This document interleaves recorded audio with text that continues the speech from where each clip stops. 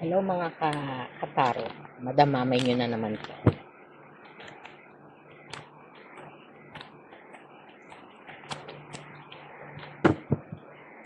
Salamat po sa lahat ng nagpa-follow, no? At nanonood. Walang sawang nanonood at sumusuporta sa aking YouTube channel.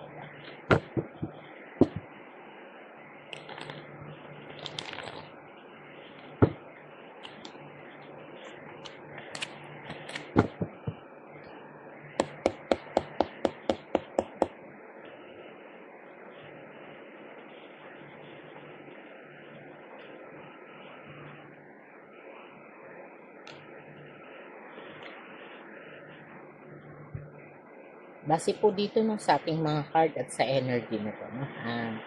Meron pong isang tao no, na parang lagi kang iniisip, no? At sa tuwing iniisip ka niya, nakakaramdam siya ng kalungkutan, panghihinayang, no? At yung tampo po, no? Yung tampo. Kasi mula dito sa energy na nakukuha ko, parang mayroon kayong sitwasyon na pinagtalunan o naging dahilan no, para magkaroon ng sama ng loob ang bawat isa sa inyo. Pero nararamdaman ko pa yung emosyon, yung emosyon ng pagmamahal. No? Pero mas lumalamang dito no, uh, yung tinatawag na panghihinayang. No?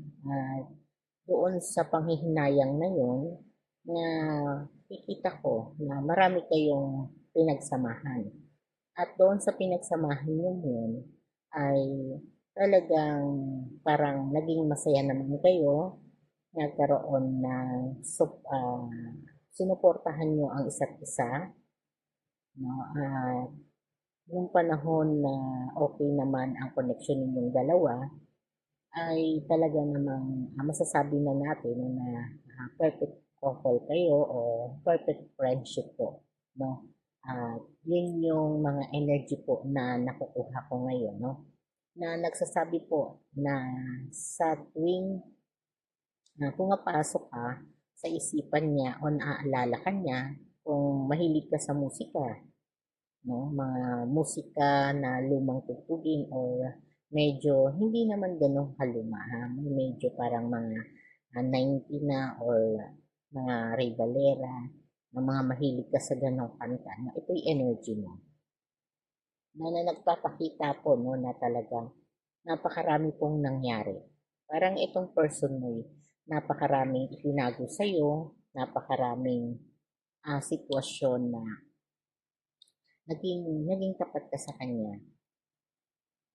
Naging tapat ka sa kanya, parang lahat ng mga problema o pinagdaanan ninyo sa buhay, parang lahat ng mga suliranin ay sinisikap ninyong malusutan o mabigyan ng solusyon, no? Kaya parang nung panahon naman na yun magkasama kayo, halos masaya ang connection nyo. Pero dumating sa panahon no, na talagang nagsisi po ang bawat isa sa inyo dahil parang sa simpleng pagtatalo, yung pagtatalo na parang hindi mo kayang hindi mo aakalain na mauuwi sa malaking problema, pag-aaway. Kasi parang matagal yung kinikintin no, yung mga pagsubok, yung mga koneksyon na nagbibigay ng dahilan para sumama yung loob ng bawat isa sa inyo na dapat ibalik ninyo yung suporta no, sa isa't isa. Nga dito po, mula nung nagkalayo kayo, ay parang hindi naging madali para sa inyo yung bawat araw na dumadaan. No, kasi parang nawalan kayo ng tiwala sa sarili ninyo, nawalan po ng tiwala yung person mo sa kakayahan niya. Nawalan ka rin po ng tiwala na magmahal o matuto na magpatawad po ulit. No? Na ngayon, parang pag naaalala mo siya, nagagalit ka. No? Pag naaalala ka naman niya, nalulungkot naman po siya. na andoon yung mga sana ay napag-usapan ng mas mahinahon o mas practical na connection sana ang meron kayo, no? Namimiss niya yung panahon na nangangarap kayo. Namimiss niya yung panahon na marami kayong gustong puntahan, gustong pasyalan, mga bagay na gusto ninyo, mga hayop na parehas kayo ng gusto, o isang anak na halos pinukombine nyo lagi yung mga mukha nyo. No? Pinukombine nyo yung mata nyo, yung ilong nyo, kung ano yung magiging itsura, tapos sabay kayo tatawa. No? Na naging masaya po ang mga alaala na magkasama kayo ng person na to. No? Pero dumating sa panahon no, na naging bingi kayo, napakinggan yung side ng bawat isa. No? Na parang dahil dito no, sa mga pangyayaring ito o sa mga usap-usapan no, ng mga tao na nakapaligid sa inyo o instead na kayo ay uh, pagpayuhan, instead na kayo ay pag-aralan ninyo kung makakabuti ba sa inyo yung mangyayari sa inyo, no? Parang naging bulag po kayo, no? At hindi ninyo pinakinggan yung opinion o ang hinaing ng bawat isa sa inyo. Kaya umabot po sa panahon na talagang nagkaroon po no, ng matinding pagtatalo. Na yung pagtatalo na yun halos hindi na mabigyan ng solusyon. No?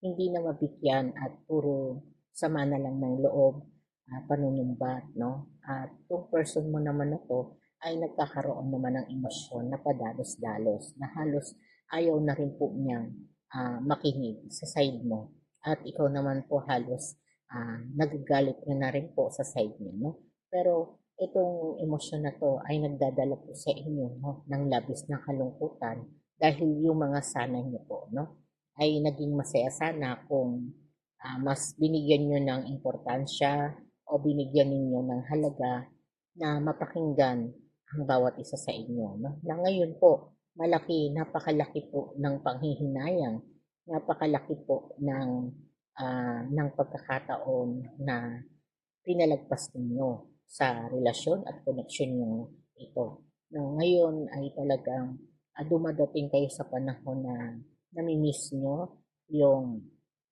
koneksyon na meron kayo. No, na nauuwi po talaga no, dito sa mga sana ninyo. No?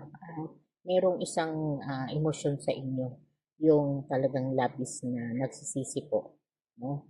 Na dapat siya po yung nagdadala ng relasyon nyo, siya dapat yung umuunawa, no? Na ikaw naman po sana ay dapat din pong nakikinig o mas dinidisiplina po no, yung overthinking o labis na pagsiselos po no, dito sa connection na to. Kasi naging samot-sari na po yung mga dahilan ng inyong mga pag-aaway o samaan ng loob. Na ang nais nyo lang naman sana ay maging masaya, no? Magkasamang masaya, pangaraping masaya. Kasi sa totoo lang, itong emosyon na to ay nagpapakita po at nararamdaman ko yung pagmamahal na parang hinihiling ninyo sa bawat isa. No? Na parang kung ito yung koneksyon na nagkita kayo na hindi ninyo sinasadya na magkakakilala ang mga kaibigan nyo, ay ito po yung energy na kukuha ko na parang first time na nagkita kayo nung medyo bata-bata pa kayo, no, na naging uh, soulmates kayo, no? Parang on the spot nagkaroon kayo ng dahilan para mahulog ang damdamin ng bawat isa. No? Pero hindi kayo dumating sa panahon na nagligawan. No? Kasi hindi ko nakikita sadya na magkakakilala ang mga kaibigan mo. Ay ito po yung energy na kukuha ko na parang first time na nagkita kayo nung medyo bata-bata pa kayo, no, na naging soulmates kayo, no? Parang on the spot nagkaroon kayo ng dahilan para mahulog ang damdamin ng bawat isa, no? Pero hindi kayo dumating sa panahon na nagligawan, no? Kasi hindi ko nakikita dito na sinuyo ka, no, ng person mo. Parang on the spot po, no? Nakaramdam ka lang ng saya nung panahon na kayo po ay nagkakilala. At may mga energy pa rin dito, no, na nasasagap ko, na nagbibigay po ng dahilan, no, para